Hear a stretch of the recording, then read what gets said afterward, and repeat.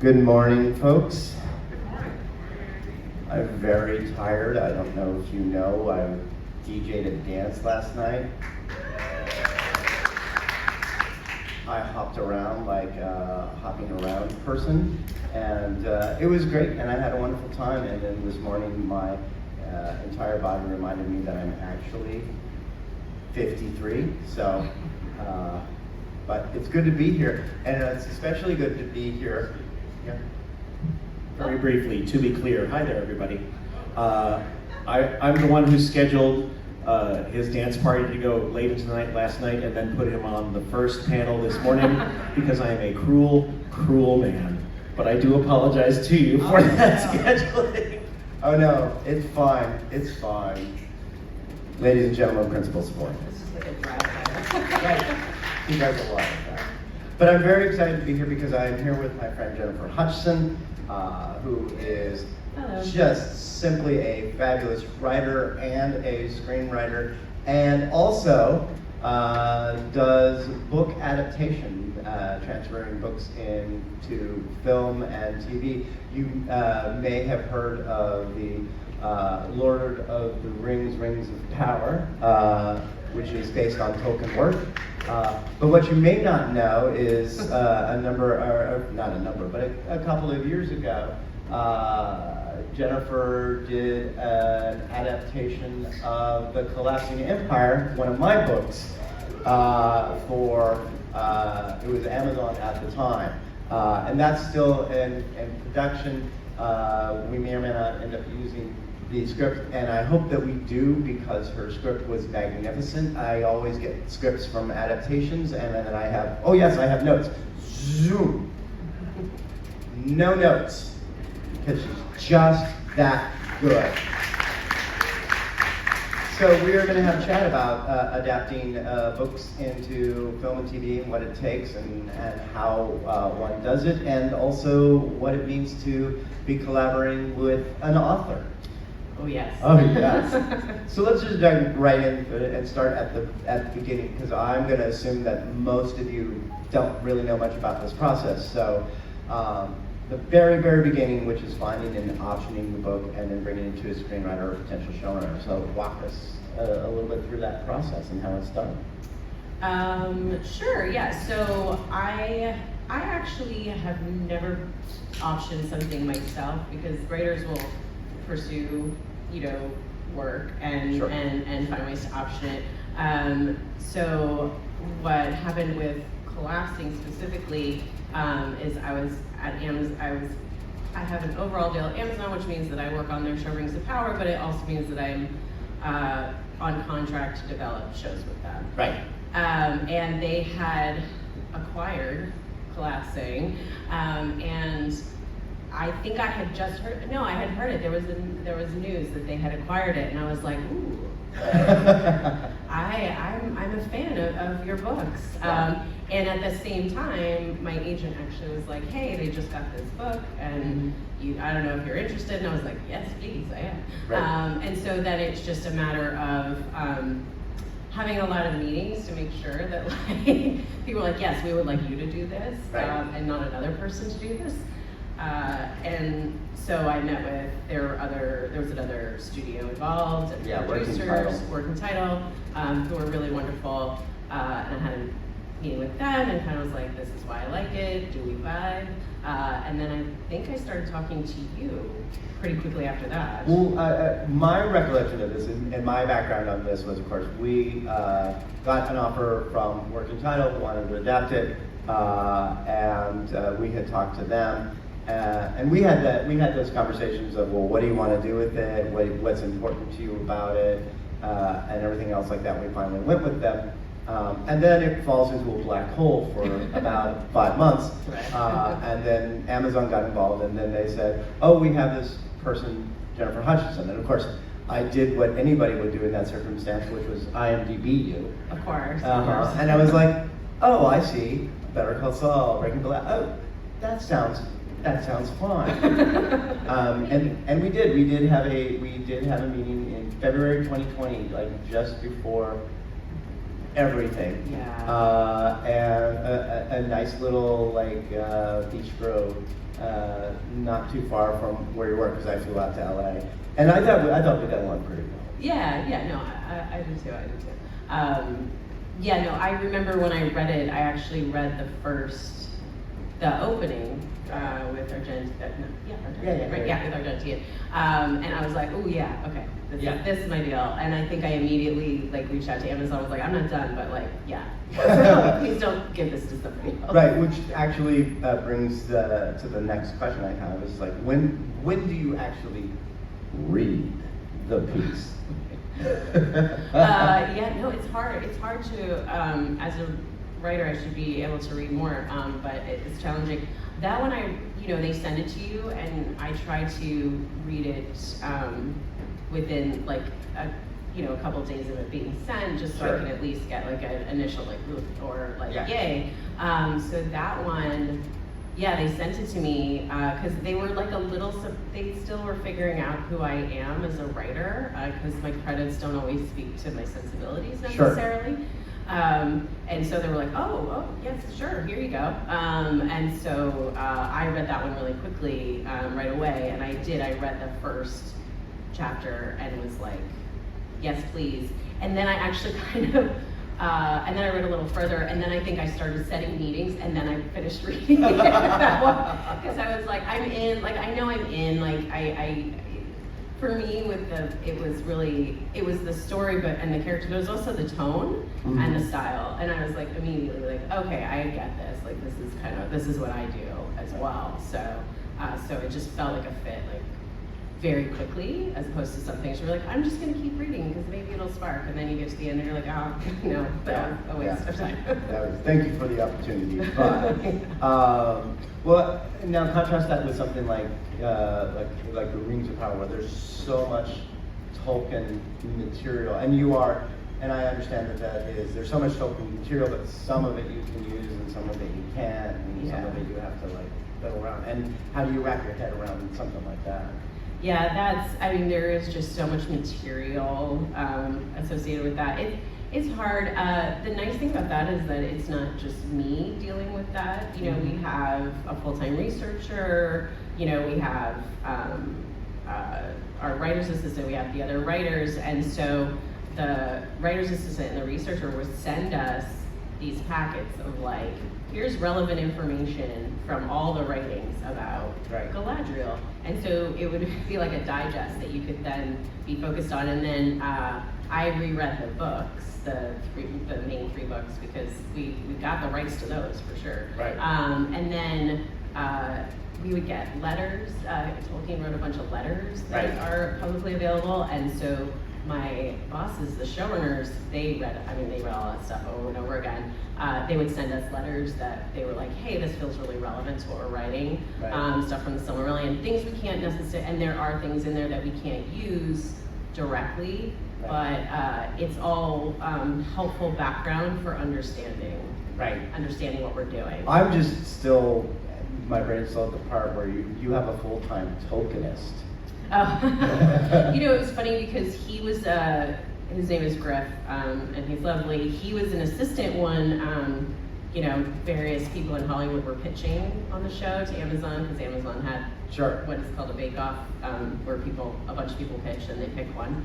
And he kind of got charged with the executive at the time to, I need you to read everything, just like know your stuff, because we need someone in the room who knows if whoever's pitching is pitching us bullshit or not, and so that became his job, and so he just kept doing that, and then it was like, all right, you're the guy now. So exactly. We also had Tolkien like experts, people who've been studying for years and years and years, who would weigh in on things. But Griff was our like day-to-day in the room guy. Right. So. That's just amazing. Now, I mean, once you've read the book, and then you go in and you talk to the producers and stuff like that, is there a specific thing generally that they are looking for, or is it just you go in meetings and in the meetings you triangulate to figure out what it is that they want from you and what you want from them? Yeah, so sometimes they'll be like, oh, this is a thing this is why we like this. A lot of times they won't say that there's something that they're looking for. They really just want you to come in with your take. The number one thing really is having a confident point of view. Like, it's not really like, are you following the events exactly? Are you doing this? Are you doing that? It's really like, do you have a confident point of view of like what this story is? Right. And do we feel that we're in good hands? Like, that's really what it comes down to at the end of the day. A lot of times with shows, it's less about like, what are the things you're pitching and more about like, who are you, and do we feel confident that we could make a show with you for millions and millions of dollars, Right, I mean, I think and that's, you would not lead us astray. yeah, no, I mean, I am always 100% aware when anything of mine gets optioned. It goes from dude in a room writing stuff out and relatively low stakes in publishing to something where someone's going to be like, oh yeah, we're going to end up putting $100 million, or reportedly in the case of the first season, like $450 million. I'm not asking you to confirm. Some amount of money. Some large amount of money. money. And as soon as you think about the monies that are involved, like that's the gross national product of some actual countries, it can become a little daunting. Yeah. So here's the thing that I think is important, right? Which is that, and we had this conversation when we met, which is the book is the book, and in many ways the book's already done. No, not in many ways, it is done. But when it comes to film or TV, it's an entirely different narrative beast. It's visual in a way that most books that aren't picture books aren't. There are things that can be added, there are things that can be processed. It is an adaptation, right? And it's really important that people realize that that's what it is. Now, for you, can you go into a little bit of your decision making about the things that you look at a book and how you decide to keep things as is, what things might need to be adjusted and what things need to be like added, expanded, or even dropped? Yeah, it is, and I think that's the thing that is the most challenging part as a fan or an audience member is, especially if you don't work in either field, is understanding kind of like sometimes you have to make decisions to change things that are not because you're like, I didn't like this thing in the book. It's just, as you said, the demands of a TV show or a movie are very different than the demands of a page. My philosophy, and when you said, I remember you said, like, look, the book exists, I have the book, you can't ruin the book. Like, I wrote it, like, I can take it off my shelf. And it was so wonderful to hear that because a lot of people don't generally have that. Not everybody has that feeling. And I was like, all right, this guy's like confident, he's like, whatever, I got it. And that takes an amount of pressure off, generally because I'm not worried about, I believe that the decisions I make are justified, but sometimes, there's like a hand-holding element of like, I'm not trying to ruin your child.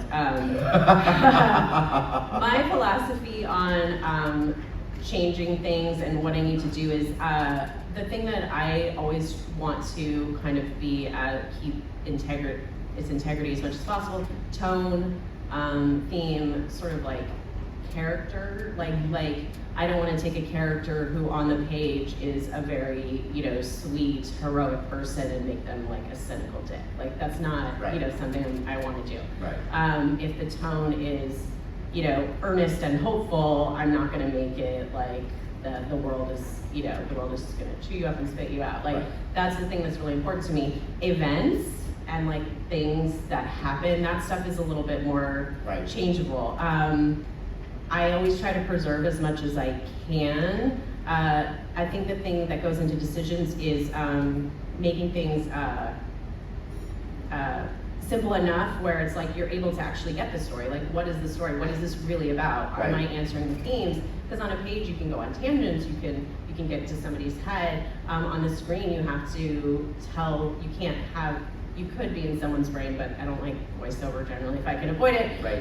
You have to be able to see that on the screen, so you have to decide like, what's the best way to serve this? Is it to put them in a conversation with someone? Is it to sit on your actor's face and like see the emotions and having to get rid of things? With collapsing, the way that book starts is there's a bunch of stuff that's happened already, and you're picking up your lead character already in a situation. With a show, you want to you kind of want to show how your character got somewhere within reason. Right. And so I decided I wanted to show the flashback of like, how did Cardinia get where she was, right. which you talk about right. in the book a bit. And then I was like, so I expanded that, and I did actually adjust her character a little bit to sort of, because I wanted to show her moving to where you kind of meet her in the book. Right. And allow that. So that was, I think, maybe probably the biggest kind of change was to like establish her in kind of one way so that I could then get her to where she was and then go from there. Right, and I remember that as part of our conversation. One of the things about, and I think Collapsing Empire is an interesting book to talk about in terms of adaptation, because there's so much that starts like, we're right in the middle of the action, it's got, and there are huge time jumps because of the way that going from one star system to another is. Like there are literally months where I just be like, and they started the trip, and now the trip's done. And in the middle is like literally 9 months, right? And so it's easy to do in a book, but as a TV series, you can't just like all of a sudden jump 9 months or whatever. And then there's so many other storylines that need to be picked up, and lots of things that could be expanded on. Like each of the books has basically a stunt first chapter, which is designed to hide all the exposition I need to get you all up to speed if you haven't read the previous books. And then those characters are never mentioned again, or if there are references as an aside, but they could be something that you would expect. Yes, that was the other thing is taking characters and being like, oh, how could I bring these in more, and laying the groundwork for that kind of in the scenes. Those time jumps are challenging, and so one of the things was the idea of like, can you kind of shift your timelines a little bit while not messing with the integrity of like the physics of how stuff works in the world, right. And sort of like, and so it's like, can I have the character be like, in the book, this has been going on for this amount of time, can I just be like, it's been going on for this amount of time, and sort of throw them in a little more into the deep end, like, unprepared. I think, I would guess it's actually kind of fun to be doing that sort of almost forensic analysis of a book and be going like, oh, this is the stuff that we need to build out, this is the stuff that we need to, I mean, it almost seems like just an extremely nerdy enterprise.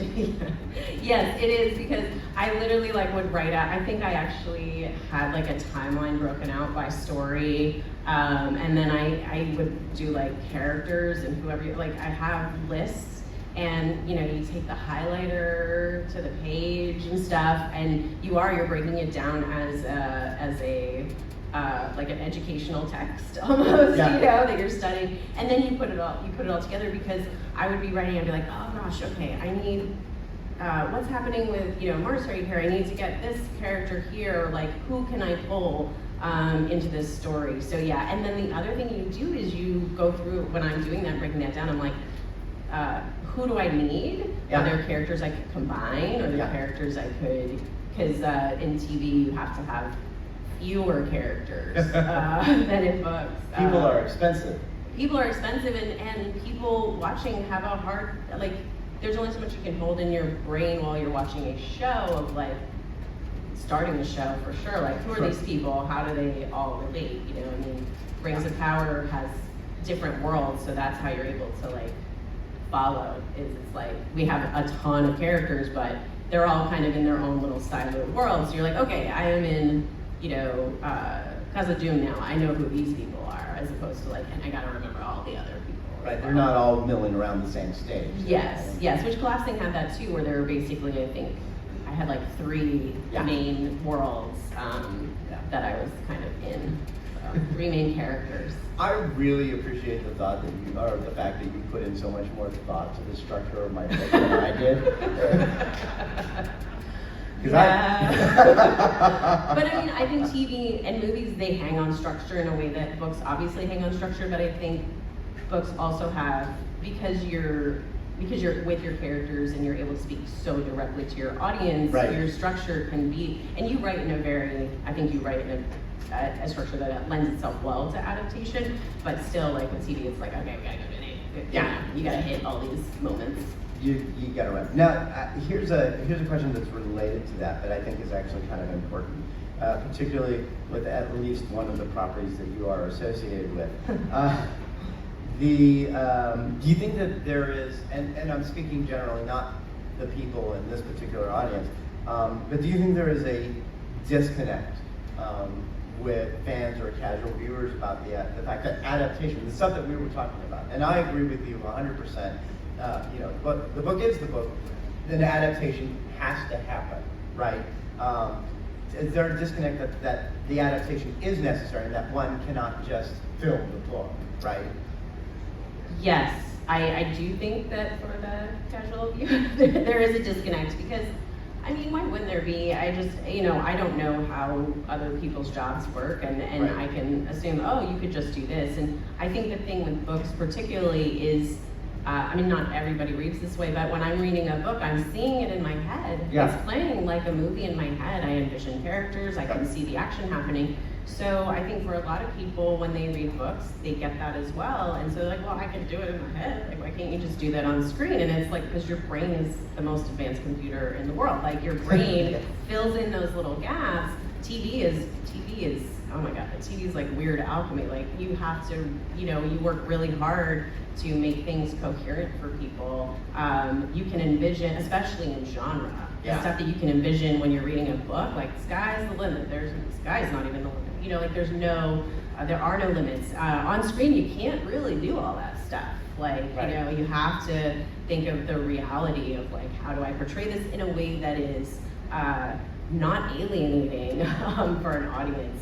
So yeah, there's definitely a disconnect, and it's hard because, I think that's natural. I think when it becomes a challenge is when the disconnect melds toward or moves towards things like, well, you don't, like, the people adapting it don't care, or they're Right. not being thoughtful about it, and it's like, oh gosh, like, that's all I do. I mean, as I just said, I like literally broke down all the events of collapsing empire, Right. and we do care, and so Yeah. that's the hard part. I mean, speaking to someone who has had a number of things adapted or, under adaptation and all that sort of stuff, I've never gotten the feeling that the people who have optioned the thing don't care. Right. Because otherwise they would. There's literally so many other things that they could have optioned or just, hired a screenwriter and he's like, kid, I got this great idea. It's about a dog, but it's a ghost dog. And then somebody would go off and go, right, Ghost Dog, part one. Sundays on CBS. Yes, exactly. For me, it's not that, but it is really interesting to come up against some of the practical issues, and limitations of film and TV. I remember when I was the creative consultant for Stargate Universe, which is a very different thing. It wasn't about adaptation, but it was about like looking at the scripts and being like, okay, this is where I would fix this. And there was like one scene where I was like, the physics of this is all wrong. We really need to address that. And they're like, it's too late. We've already done the FX for it, right? Oh, okay. And that is a matter of physical production that you just can't get around. You are working, I think, as a writer, not only to the needs of the story, but as you say, to the practical issues of what's the budget, who's the star, what are the producers really want in and of themselves, and that aspect I think is not often acknowledged or addressed. Yeah, we're often, especially in TV, you're often up against, the big thing you're up against is time and money. So you might have enough money to do something, but you do not have time to do it. That's really the big thing, and the realities of production are really, they're huge. They make or break a show, and so as a responsible showrunner, creator, writer, you have to think about those things going into it. Yeah. And you have to really be aware of like, how do I do this? Like Collapsing, there was definitely talk of like, it's a big sci-fi property, but like people are on ships, you can build those sets. How many sets can you build? Like, you have to think about that stuff, and we want to do so much of that you want to do when you're adapting stuff you just can't do. We can do more because people are putting more money into things, right, particularly in genre. Yeah. But even that has limits, even giant fantasy shows with Right. giant budgets have limits. Yeah.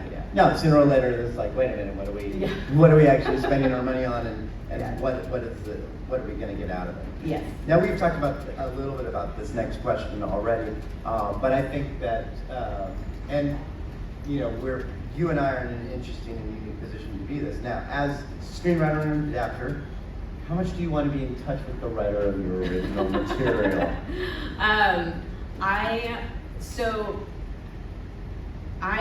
I obviously like being in touch with the writer of the material because I obviously liked the thing that they wrote, and so I want to do right by them. I did an adaptation of the first adaptation I did, it was for a feature, it was a YA book called Red Queen by Victoria Aveyard, and which I think now I'm not a part of anymore. I think it's at Netflix as a series, which is a better kind of realm for it. I was like, can I meet Victoria? Because it was her first book, and so I don't think she was as involved in that process. And they were like, oh, okay. And I'm like, is that weird? Like, I'd just like to meet her and talk to her. And they're like, we'll ask. and she met with me, and because I wanted to be like, hey, I want to do right by your work and what I'm doing. As a writer, my process tends to be, I don't really want people to see stuff until it's like, I like it or I know exactly what it is because of my perfectionist tendencies. So I tend to talk to people a lot in the beginning, and then I just like go into my like writer hole, and then I'm like, here's the thing, we can talk about it. So anytime I'm like not communicating with someone, it's not because I'm like, I don't want to talk to them, it's because I'm like in my writer hole. But no, I love talking to you, and I thought, you're so pragmatic about the process in a way that's really refreshing, because I have pitched on adaptations where I'd be like, oh, and then this is what I would do, and the people who created it are like, oh, well, you're not going to do this thing, but that's the thing that people like the most about it. And I'm like, well, okay, but we're doing all of, and they're like, and so you have this thing of like, how do I smooth this over?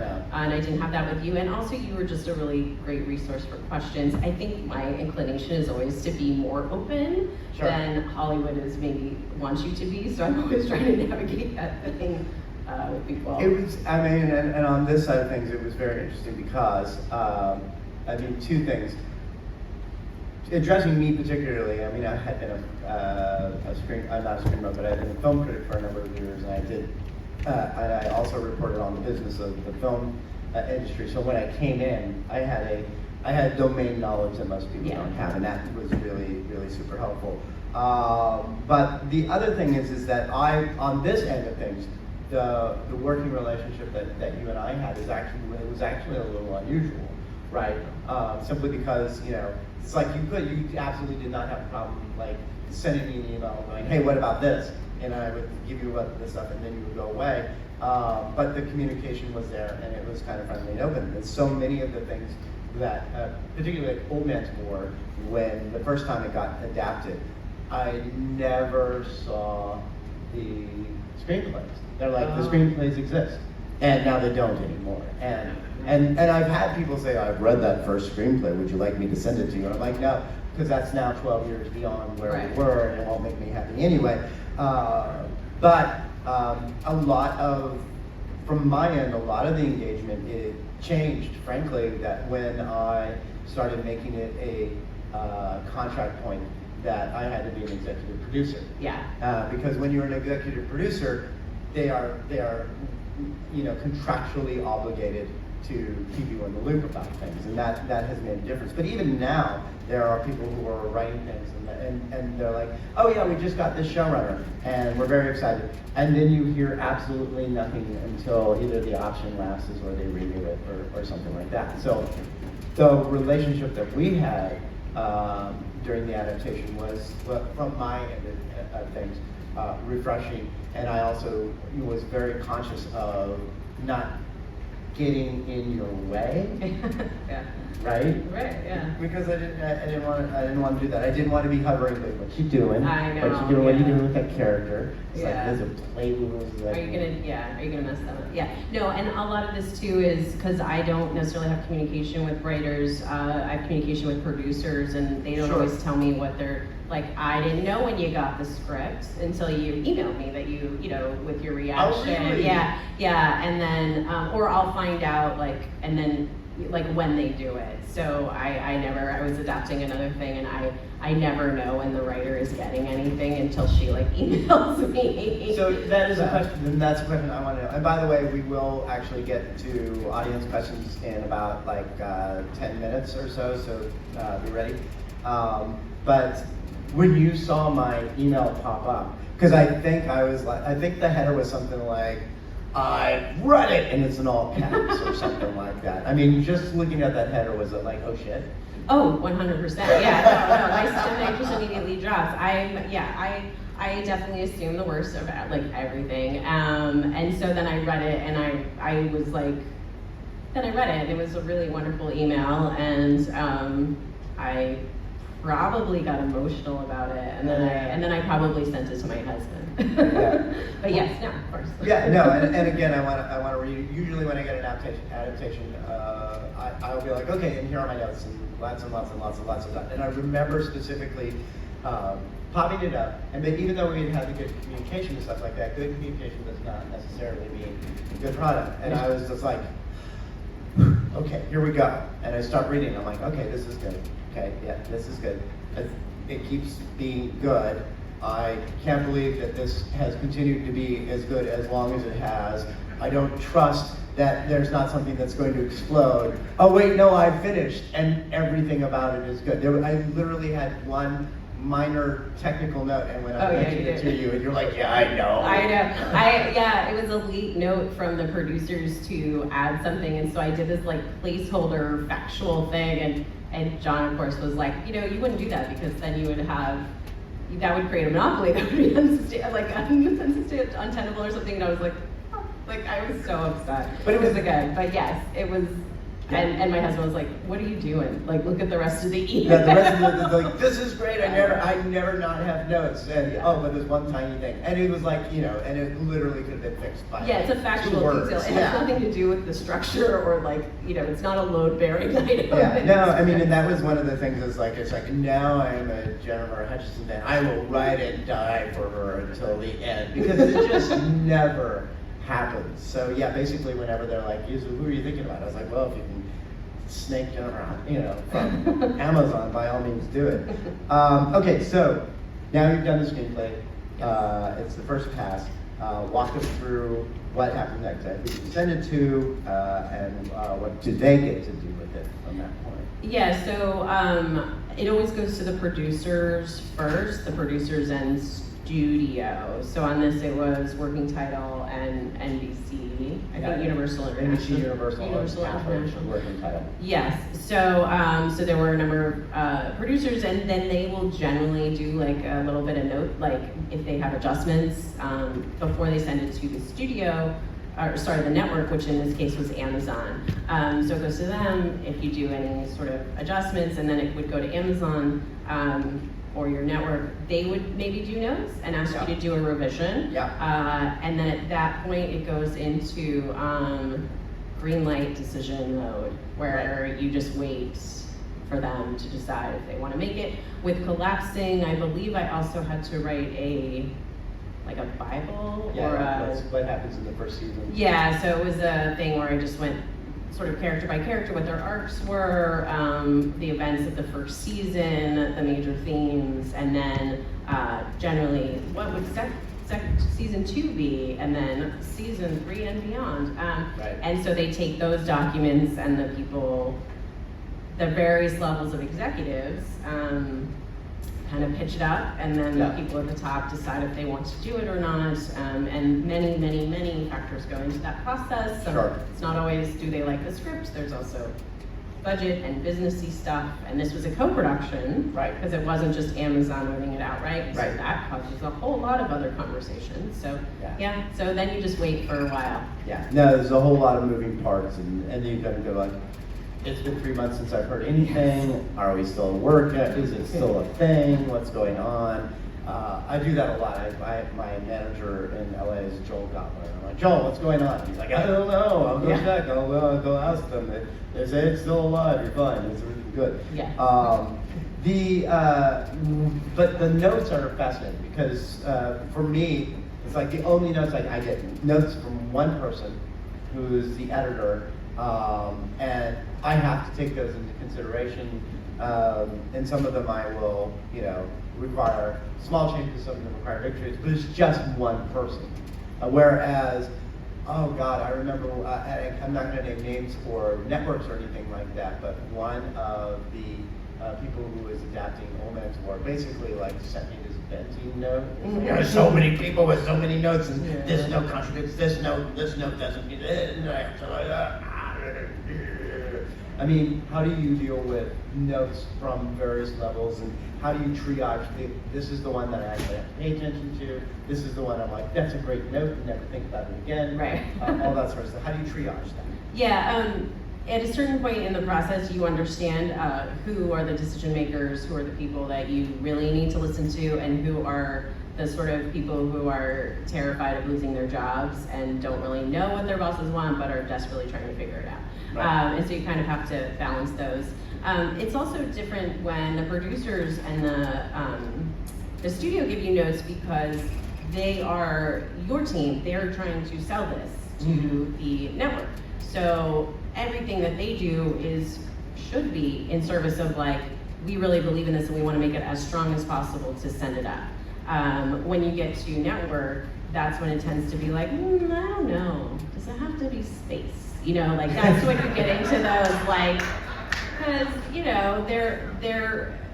they're the ones who actually have to air it and sell it, and they're the ones who kind of take that financial risk in that sense.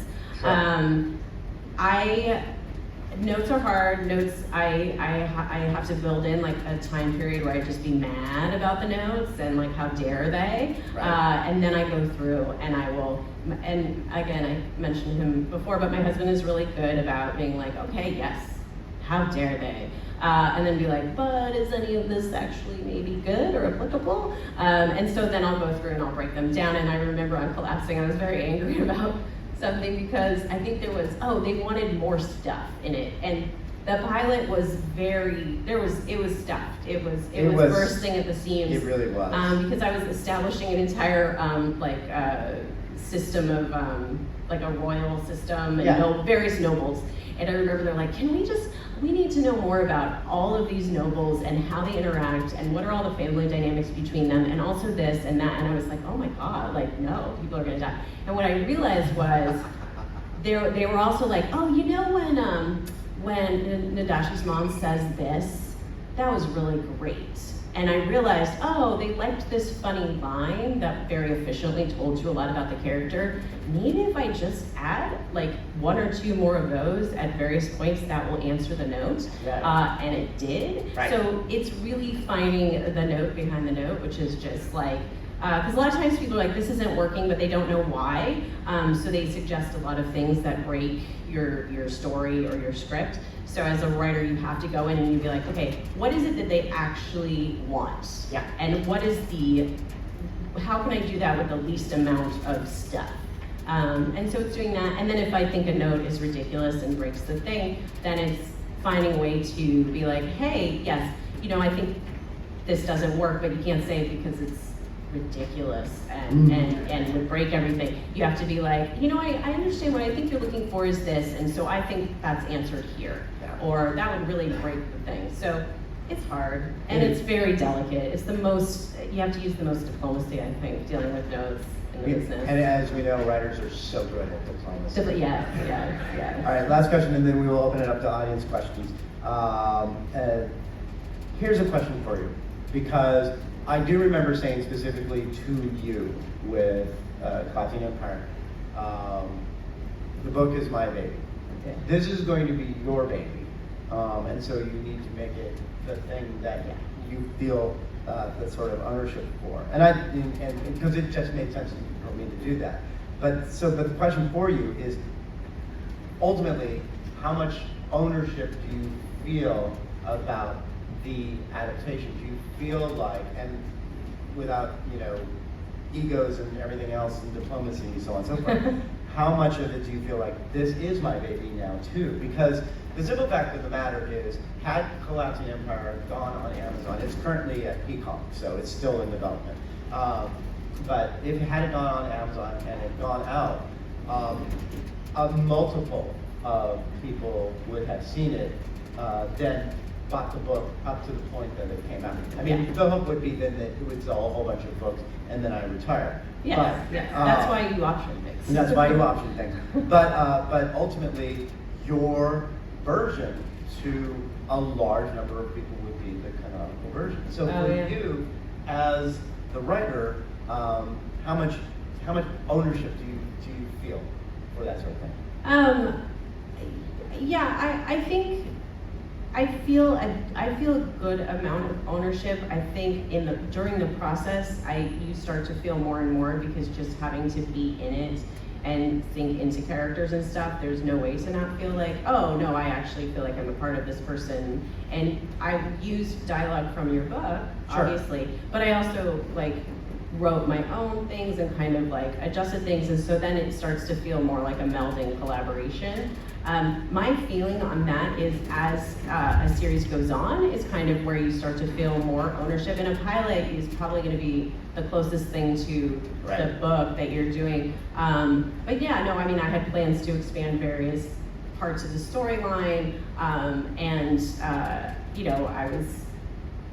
felt very strongly about particular characters that I had planned to take out, and I had people in mind, and I felt very like, I know what I'm going to do here, and that felt, that always felt like this is my time, but in a good way. I as a TV writer, I like collaboration, and I'm used to owning tiny pieces of a larger whole that my name isn't necessarily on, and to me, the satisfaction is in that creativity and in taking those moments of yes, that line I pitched, so good, and people really liked it, as opposed to every single thing that happens has to be 100% mine and nobody else's. I think, especially, in a screenwriter too, but I think working in that particular, screenwriting, I don't think you can necessarily be that. You have to feel a strong vision, and you have to be this is what the thing is, but you have to be open to the fact that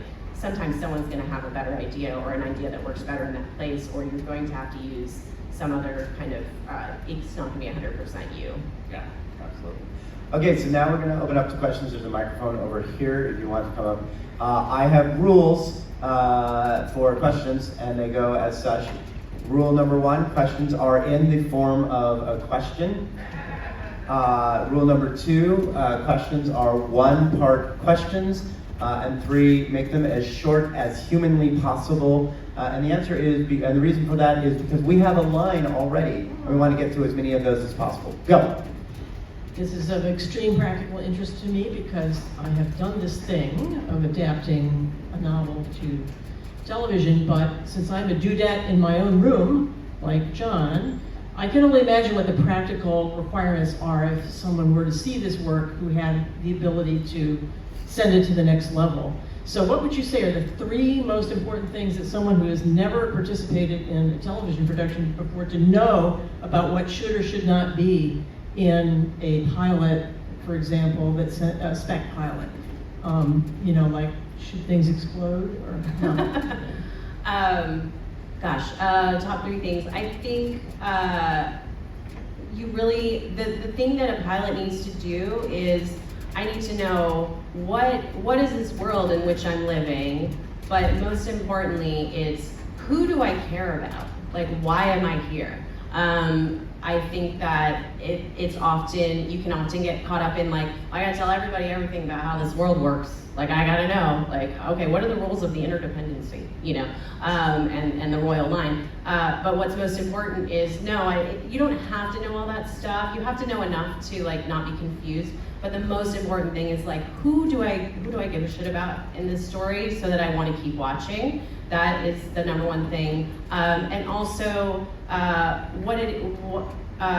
make sure that it comes through what can I expect from the show going forward? Like, a lot of times a pilot is just like, hey, look at these people and look at this world. Isn't that interesting? But it's like, okay, so then where does it go from here? Is it, Galadriel's trying to find this bad guy? Like, we need to know that in the pilot, even though the pilot of Rings of Power is also establishing thousands of years of history. So who do I care about? Why do I care about them?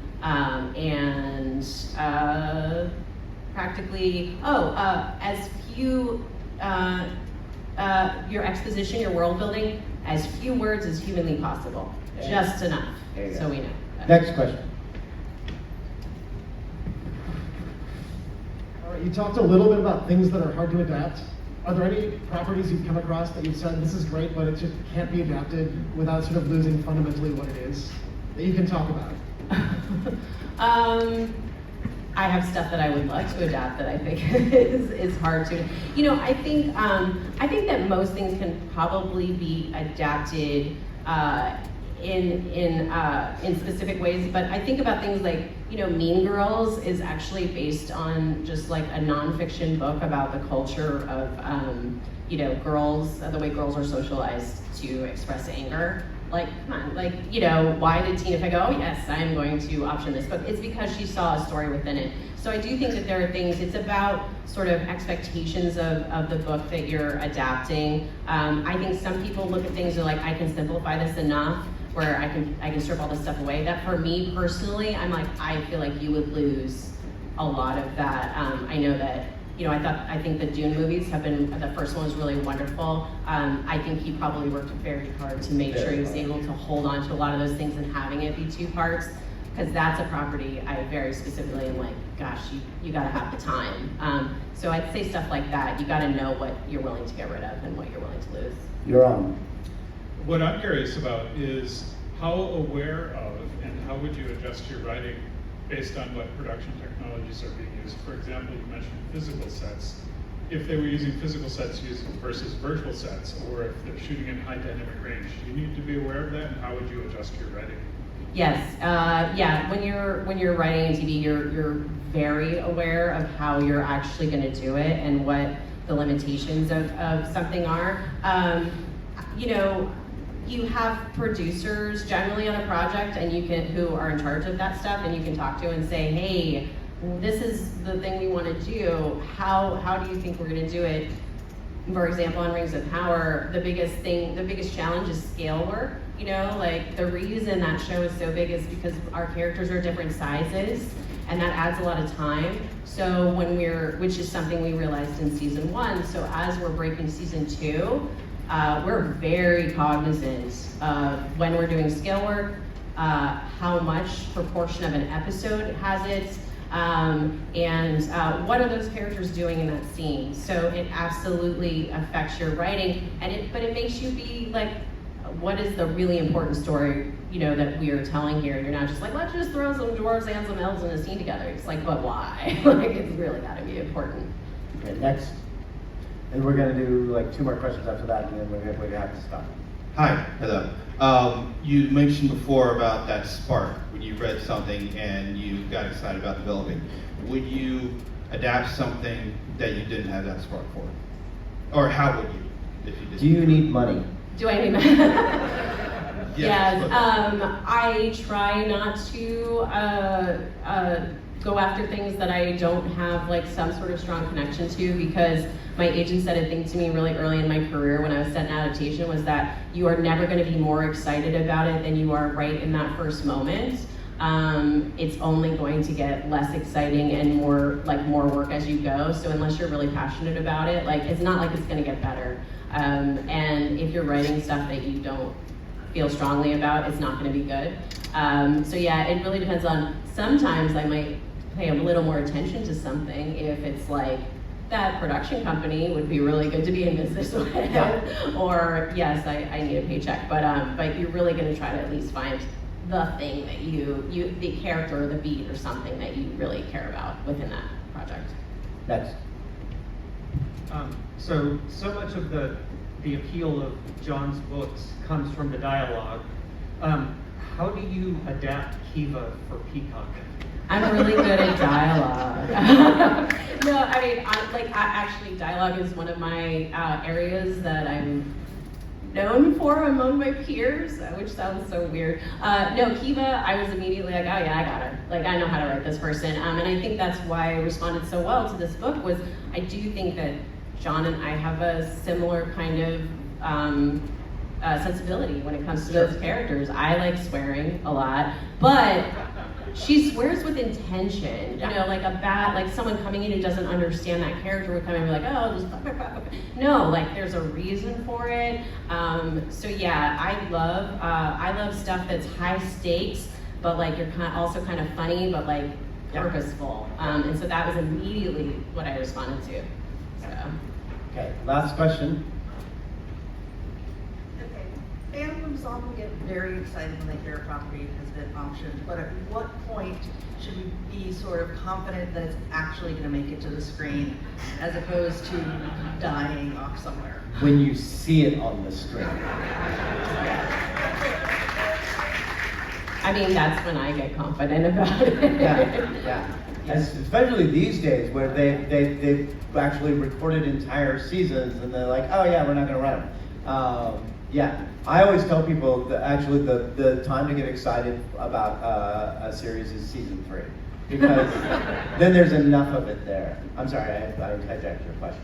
No, there are never guarantees, and this is a thing that I'm trying to put into practice where I'm celebrating the small victories because you spend the whole time with a process being like, oh, I can't celebrate until it makes it, and then when a project dies on the vine or circumstances change, it's like, oh, I never got to feel good about that thing. Mm-hmm. And I still wrote a script. I still got to live in that world.